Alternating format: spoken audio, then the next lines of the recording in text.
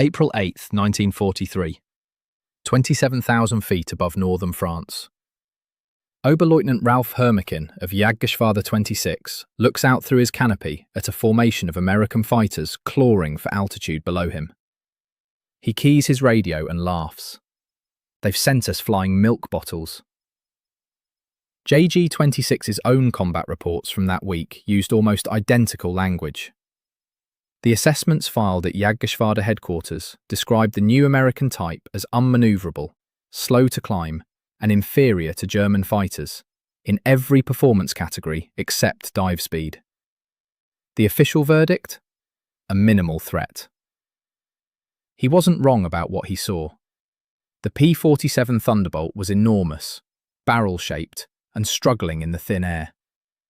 Every instinct built from 4 years of continuous combat told him this machine was a mistake. What he couldn't see was the industrial logic built into every rivet, and he wouldn't live long enough to fully understand what 8 50 caliber machine guns, a turbo supercharger, and American production math were about to do to the Luftwaffe. Act 1. The wrong fighter arrives. To understand what the Germans saw that morning, we need to look at what they expected a fighter to be. By 1943, German fighter doctrine had been refined through 4 years of continuous combat. The Focke-Wulf 190 and the Messerschmitt 109 were built around a clear philosophy: climb fast, turn tight, kill quickly, and disengage. Every kilogram of unnecessary weight was a liability. Every design compromise had to serve the close-in fight. German pilots were trained to exploit agility and to finish engagements before the energy math turned against them. Then the P-47 showed up. At roughly 7 tons loaded, the Thunderbolt was 65% heavier than its predecessor, the P-43 Lancer. The fuselage was wide enough that British pilots joked you could run evasive manoeuvres inside the cockpit. The turbo supercharger system ran ducting through the rear of the aircraft, giving it an almost swollen profile from certain angles. Alexander Kartveli, Republic Aviation's chief designer, reportedly told his own team it would look like a dinosaur. What he didn't add, at least not in the early briefings, was what kind of dinosaur. The design logic wasn't elegant. It was deliberate. Kartveli's team built around the Pratt & Whitney R-2800 Double Wasp, an 18-cylinder radial engine producing 2,000 horsepower. That engine required a large airframe to mount properly. The turbo supercharger, which we'll return to in detail, added complexity and bulk. 8 .50 caliber Browning M2 machine guns with enough ammunition for sustained fire added weight. Armour plate behind the pilot, reinforced structural longerons, a heavy-duty undercarriage built to handle rough forward airstrips. Every decision pushed the weight up. And every decision was made deliberately. The P-47 wasn't designed to win a turning fight over England. It was designed to be built in the thousands, flown by pilots with average skill levels, maintained in the field with standard tools, and brought home after absorbing serious punishment. That's a fundamentally different design brief than what the Luftwaffe was working from. Early combat confirmed what the Germans believed. The P-47 couldn't turn with a Focke-Wulf 190. At low and medium altitudes, it couldn't match the climb rate of a Messerschmitt 109. German pilots quickly identified the pattern and developed counters. Attack from below, forced turning engagements, disengage before the American could use his speed advantage. For the first several months, the loss ratios were not in the Thunderbolt's favour. Hub Zemke's 56th Fighter Group, training at Bridgeports before deployment, lost 18 pilots and 41 aircraft in training accidents alone between September 1942 and January 1943. The aircraft ground loops on landing. It torque rolled on takeoff if you weren't careful. Push it past about 450 miles per hour in a dive, and you ran into compressibility.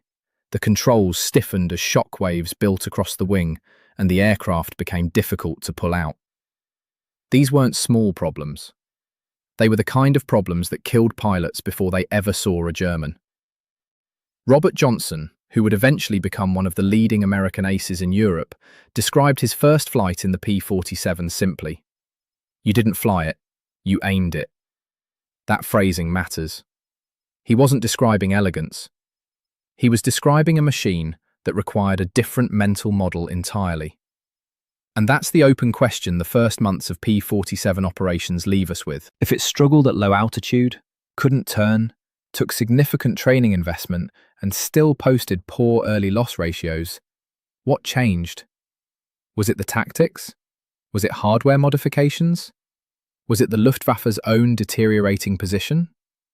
The archival record suggests it was all three, working together. But one factor sits underneath all the others, and it starts with what happens when the P-47 absorbs a hit that would have finished any other fighter flying that day. Act 2. The survivability equation. On May 4th, 1943, a P-47 returned to its base in England with 21 cannon holes and over 100 machine gun strikes recorded across the airframe. The crew chief who documented the damage had seen shot-up aircraft before. What he hadn't seen was one this badly hit that still had a pilot sitting in it. That aircraft became a data point, and data points, accumulated over weeks of operations, started changing how American engineers and commanders understood what they had actually built. The survivability of the P-47 wasn't accidental. It came from a set of specific engineering decisions that looked like over-engineering on paper and looked like salvation in the air. Start with the engine. The R-2800 Double Wasp is an air-cooled radial, which means it has no coolant system. That single fact has enormous operational consequences. Liquid-cooled engines, the kind powering the Messerschmitt 109 and the Spitfire, depend on a closed loop of glycol coolant to manage heat. One puncture in that system and the engine overheats within minutes. You don't get home. You get a field or a prisoner of war camp, depending on which side of the line you're on. The R-2800 had no such vulnerability. A German cannon shell could punch through the cowling, damage cylinders, and still leave enough of the engine functional to bring the aircraft back across the channel. Pilots reported returning on engines that by any mechanical logic should have already stopped. Beyond the engine, the airframe itself was built with structural margins that exceeded what most fighter designs called for. The four main longerons running the length of the fuselage were heavy-gauge members. Robert Johnson's aircraft, which we'll look at closely in a moment, had 3 of those 4 longerons shot through. The aircraft continued flying. That is not luck. That is load path engineering. The kind of structural redundancy you build in deliberately when you expect your aircraft to take hits and you want the pilot to survive them. The armour placement was equally deliberate. A 3/8-inch steel plate sat directly behind the pilot's seat. A 1/2-inch bulletproof glass panel was set into the windscreen. Armoured deflection plates surrounded the engine from the front. None of this was light. All of it was intentional. The aircraft was designed on the assumption that it would be fired at, and that the pilot's continued presence in the war was worth the weight penalty. Now consider what this means operationally, not just for one aircraft, but across an entire fighter group, flying 30, 40, 50 missions. A pilot who survives a badly damaged aircraft is a pilot who flies the next mission. He brings his experience with him, the angles he's learned to avoid, the altitude where he has the advantage, the moment to commit, and the moment to disengage. Experience in aerial combat is not easily replaced. The Germans understood this better than anyone. Their pilot pipeline was already under pressure by mid-1943, and every veteran they lost to a kill represented years of accumulated tactical knowledge removed permanently from the equation. The P-47's survivability created a compounding effect. American units accumulated experience faster than the Luftwaffe could degrade it. German pilots could damage the aircraft. What they couldn't reliably do was remove the pilot from the war, and this created a problem for German tacticians that no amount of aggressive flying could solve. The risk math of engaging a P-47 formation kept moving in the wrong direction. You could hit them, you could see your rounds connect, and then watch the aircraft fly home anyway. That psychological weight, combined with the tactical shifts we're about to examine, is what starts converting early German confidence into something much closer to institutional dread. The Luftwaffe's problem wasn't just that the P-47 was hard to kill. It was that the altitude the aircraft operated at made every engagement even harder to control. Act 2.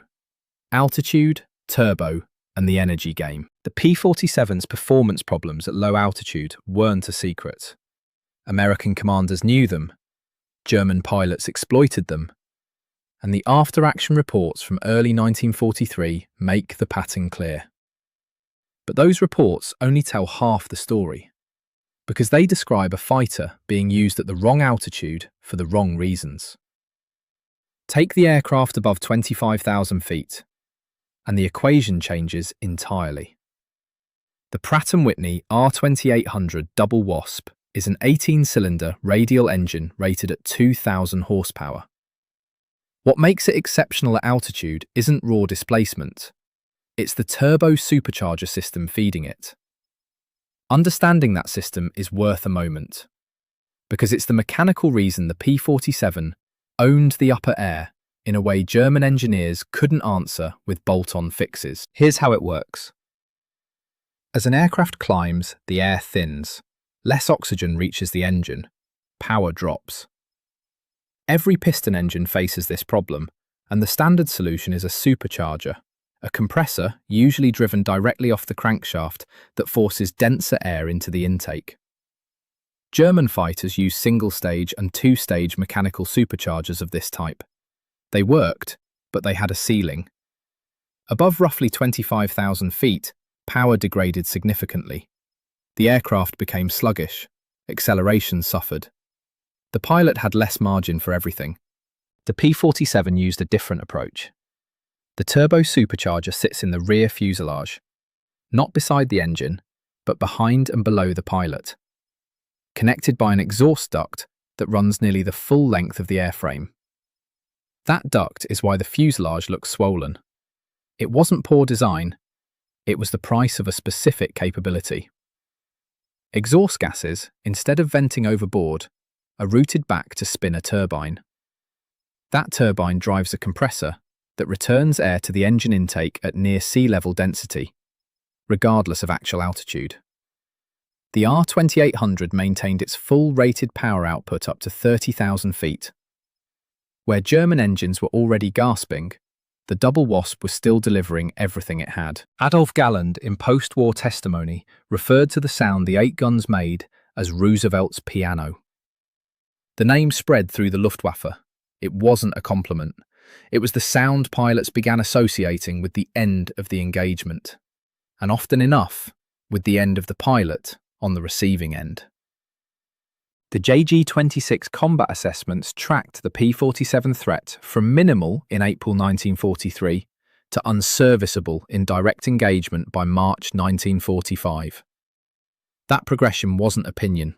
It was the accumulated record of what 8 guns, built to industrial tolerances and loaded with incendiary ammunition, did to the pilots ordered to fly through them. Adolf Galland, who commanded the Luftwaffe fighter arm and flew against the Thunderbolt himself, gave it a name in post-war testimony that stuck: Roosevelt's piano. He meant the sound. 8 guns firing simultaneously produced a mechanical chord, deep, sustained, and unmistakable at any distance. The name spread through the Luftwaffe not as a joke, but as a warning. Pilots began associating that sound with the moment the engagement ended. For many, it was the last sound they heard. The JG-26 combat assessments tell the rest of the story in their own language. April 1943, minimal threat. December 1943, significant threat above 25,000 feet. June 1944, critical threat at all altitudes. March 1945, unserviceable in direct engagement. That progression wasn't opinion. It was the accumulated record of what 8 guns, built to industrial tolerances and loaded with incendiary ammunition, did to the pilots ordered to fly through them.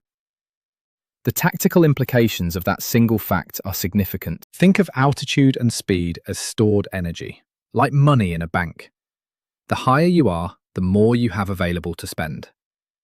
A P-47 at 30,000 feet, where German fighters are already compromised, holds an enormous energy advantage over anything below it. Roll inverted, point the nose down, and that stored altitude converts to speed faster than any pursuing aircraft can match. By the time a P-47 reached the bottom of a full power dive from altitude, it was approaching 550 miles per hour. Nothing in the Luftwaffe inventory could catch it in that condition, or follow it back up. That's what American commanders eventually called energy tactics, though the pilots had simpler names for it.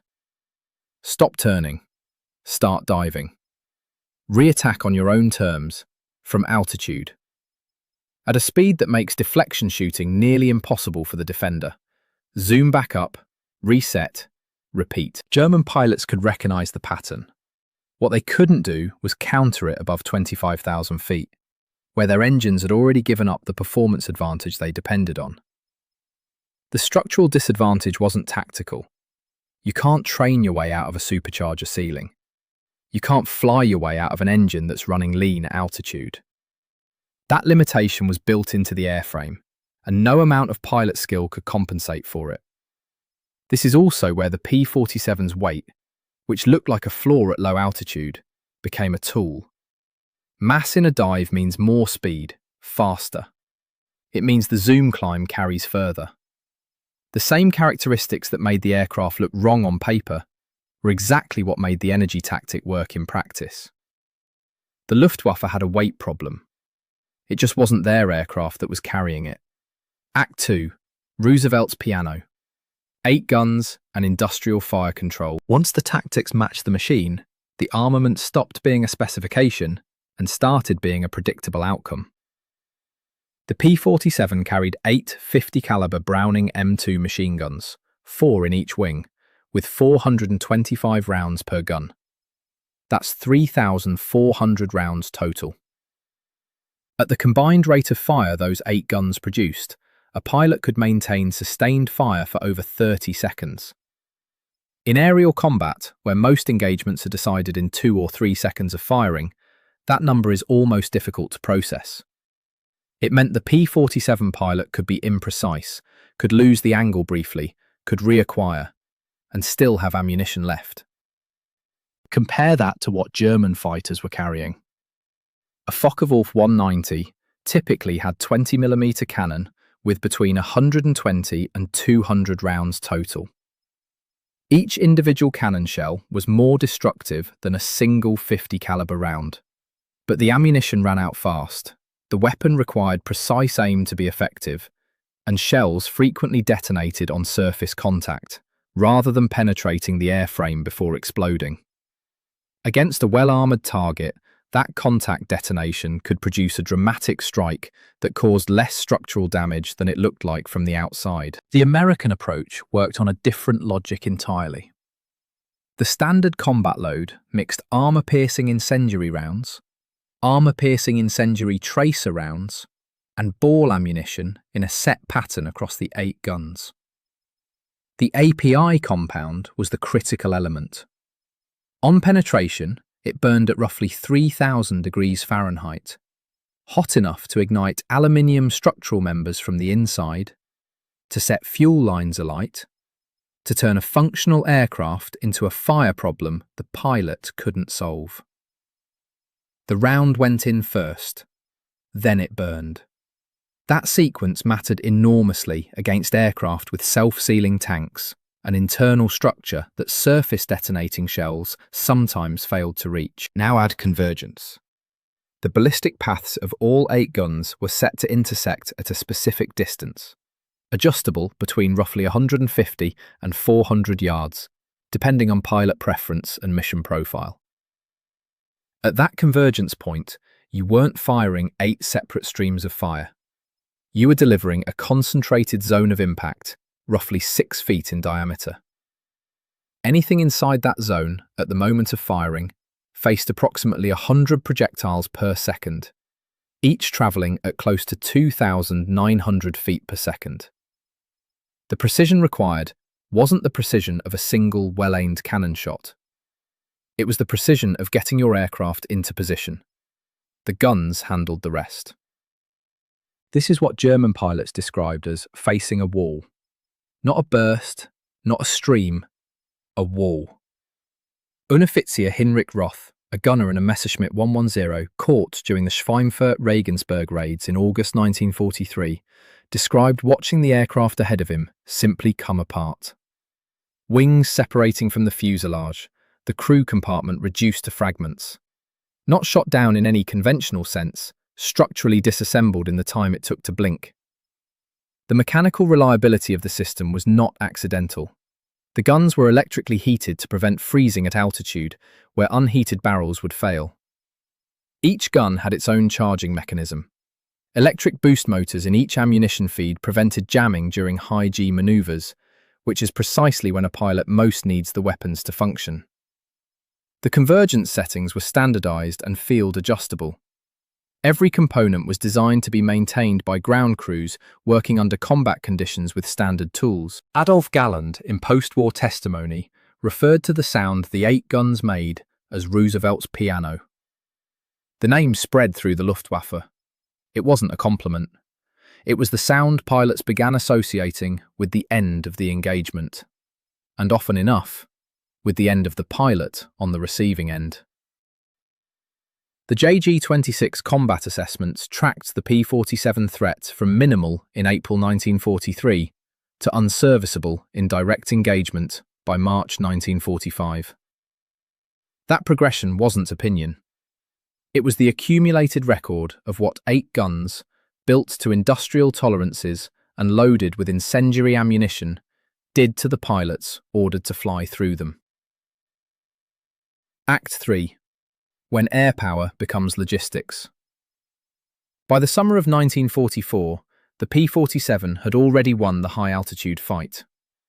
What happened next was something different, and in some ways more consequential. As P-51 Mustangs took over the deep, long-range escort role, Thunderbolt units shifted their attention downward.